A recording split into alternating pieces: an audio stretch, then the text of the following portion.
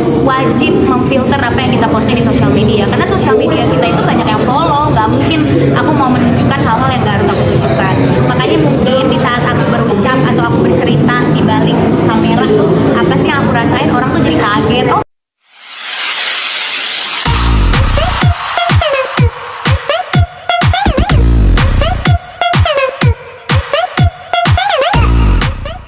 Jika bawain dulu ya. Ada. Pulangnya tuh pasangan karena suka susah curhat sama orang tua. Jadi kita mau masukin adegan-adegan yang emang terjadi aja di dunia nyata gitu. Really itu saking sibuknya mungkin ada kecemasan. Kecemasan apa sih yang lu rasakan? Aku nggak ada sih. Tapi kadang pernah lo mengucapkan di podcastnya Denny Marco apa? Darko apa lu ingin mau bunuh diri? Bener nggak sih itu? Kenapa? Cuma dulu waktu kecil, waktu masih umur 18 atau 19 tahun. Waktu awal-awal terjun di dunia entertainment yang benar-benar merasakan hidup sebagai selebriti atau aktor ya, dikejar-kejar wartawan zaman dulu. Itu kan namanya juga masih kecil, kaget kan. Ya untungnya aku kagetnya gak star syndrome loh. Untungnya aku kagetnya ya stres sendiri tapi nggak merugikan orang lain kan. Coba kalau aku star syndrome, aku udah nggak di sini sekarang, mungkin ya udah dibenci banyak orang. Ya itu adalah bentuk kaget aku melihat situasi pada saat itu gitu. Aku diberitain macem-macem setiap hari, dikejar wartawan padahal nggak ngapa-ngapain kan. Kaget juga nih, kenapa ya aku ya. Sampai sekarang tuh aku kadang suka masih kaget. Misalnya aku trending di Twitter tuh aku kaget loh, kayak aku kenapa trending, apakah aku berbuat sesuatu hal gitu, aku kenapa viral, aku ngomong apa ya. Itu pasti dirasakan sampai sekarang gitu, kecemasan itu. Cuma kalau sekarang karena udah dewasa jadi biasa aja melewatinya. Kalau dulu ya kaget gitulah, sedih gitu. Terus apa yang lo lakuin kalau ketika itu lo kan takut nih, apa ketemu wartawan lah, banyak orang yang menanyakan lo, rame dibicarain juga, apa yang lo lakukan? Yang pasti mengevaluasi diri aku time to time sih. Aku udah tahu nih apa yang aku ucapkan biasanya suka viral gitu ya, FYP di TikTok atau trending gitu di Twitter. Ya berarti aku harus lebih berhati-hati lagi dalam berucap, dalam bersikap. Ya itu sih yang membuat aku jadinya menjadi pribadi yang lebih baik gitu. Jadi justru pemberitaan-pemberitaan itu bisa membuat jadi bahan evaluasi aku as a person gitu.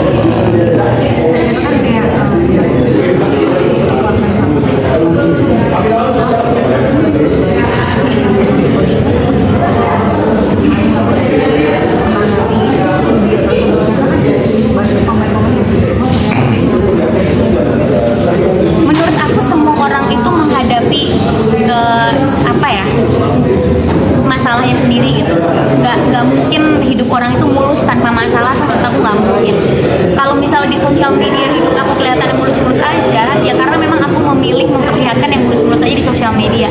Ngapain aku ngepost kalau aku lagi sakit hati, atau ngapain aku ngepost pas aku lagi susah, kan nggak mungkin gitu ya.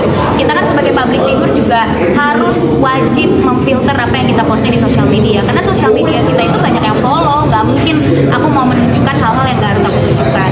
Makanya mungkin di saat aku berucap atau aku bercerita di balik kamera tuh apa sih yang aku rasain, orang tuh jadi kaget. Oh ternyata Pilih ngerasain itu juga. Trust me, aku cuma manusia biasa. Pasti aku punya masalah dalam hidup aku, dan pasti pernah melewati asam garam pahitnya kehidupan tuh, pasti pernah, nggak cuma sama-sama aja. Pilih pernah. Kenapa? Pernah makan? Ya menurut aku Tuhan adil ya. Kalau misalnya semua kisah hidup aku dibikin sempurna, nanti orang protes lagi. Oh Tuhan gak adil, hidupnya Prilly sempurna banget gitu kan. Nah akhirnya dikasih ketidaksempurnaannya nih di kehidupan personal. Tapi itu juga ada sebab akibatnya, kayak oh ya kehidupan personal aku tidak berjalan dengan baik karena aku sibuk kerja, karena aku sibuk berkarir. Mungkin kalau aku karirnya gak kayak sekarang, aku bisa dapat jodohnya cepat gitu ya. Tapi kan itu hidup adalah pilihan. Aku memilih untuk berkarir dulu, waktu aku untuk pekerjaan dulu, jodoh tuh nanti belakangan. Jadi kalau kisah cinta aku kata Umay pahit gitu ya dan kasihan, gak masalah. Yang penting bisa bahagiain orang tua, bisa ngebiayain banyak orang, daripada bucin-bucinan doang gitu. Tapi kalau kalian yang bucin-bucinan doang juga kalian beruntung sih. Really? Saya juga orang iri. Really? Tadi kan dibilang lo semua kejadian pada diri lo. Kenapa? Lo ceritain sama Umay dan akhir lo mau dibuatkan jadi skenario. Berarti banyak persoalan-persoalan diri lo yang masih belum kita tahu gitu. Apa sih? Iya, banyak sekali. Ya balik lagi apa sangat private ya, kayak aku tuh jarang banget ngepost soal personal life aku gitu.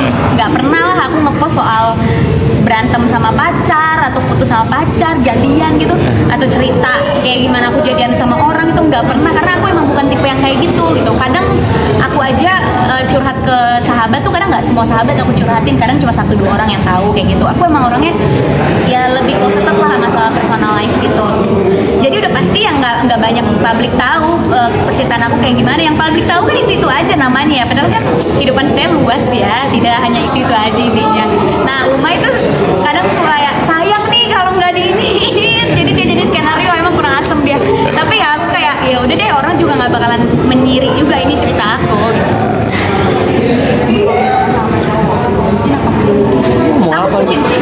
Iya, aku walaupun aku terlihat independen, tapi aku kalau sama pasangan aku total. Wis, promo saya. Tapi gimana sih cara lu menjaga supaya karir lu gak keganggu? Kan banyak artis yang baru-baru naik tiba-tiba kena skandal lah, kena masalah. Lu buat menjaga supaya sampai saat ini lu masih positif tuh. Apa mungkin ada peran orang tua kah? Ya jangan bikin masalah sih. Ya biar nggak kena skandal ya jangan bikin masalah sih, sebisa mungkin menghindari masalah. Kalau aku orangnya kayak ada masalah aku kabur lari gitu. Belajar dari kesalahan juga, aku kan juga banyak lah berbuat kesalahan, aku salah ngomong di publik, viral gitu. Ya sering itu juga aku alami gitu ya. Tapi selalu belajar dari kesalahan, jadi jangan sampai jatuh di lubang yang sama gitu. Yang pasti didikan orang tua juga sangat berpengaruh sama kehidupan aku. Mereka yang selalu membuat aku lebih tenang menghadapi apapun itu pemberitaan di luar sana. Sahabat-sahabat aku juga selalu membuat aku lebih tenang, sehingga kalau ada pemberitaan aku nggak panas untuk klarifikasi atau untuk ngeladenin gitu. Kayak kalau itu nggak bener ya aku diamin aja. Sempat nggak lo ke psikiater gitu mengenai diri lo sendiri? Kalau ke psikolog itu pasti, tapi bukan karena pemberitaan ya. Kalau ke psikolog itu emang rutin aku sih. Karena bukan karena pemberitaan atau bukan karena aku stres gimana, aku emang seneng aja curhat sama psikolog karena lebih mendapatkan solusi, karena kan dia ahlinya. Kenapa? Kalau lagi pikirannya lagi hektik banget, biasanya 10 hari sekali. Tapi kalau lagi baik-baik aja, lagi nggak butuh teman cerita atau lagi nggak penuh gitu ya sebulan sekali atau 2 bulan sekali gitu.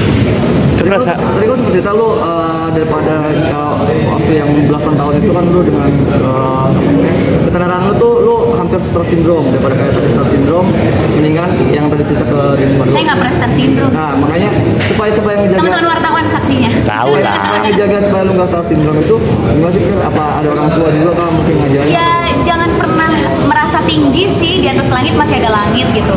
Dan aku rasa kenapa aku nggak star syndrome, karena untuk ada di posisi kayak gini tuh prosesnya panjang, tidak mudah, tidak cepat. Karena aku berkarir di saat sosial media belum ada, cuma ada Friendster waktu itu. Waktu aku 13 tahun cuma ada Friendster. Mana ada orang yang bisa nyari aku di sosial media dan nge-follow aku tuh nggak ada gitu.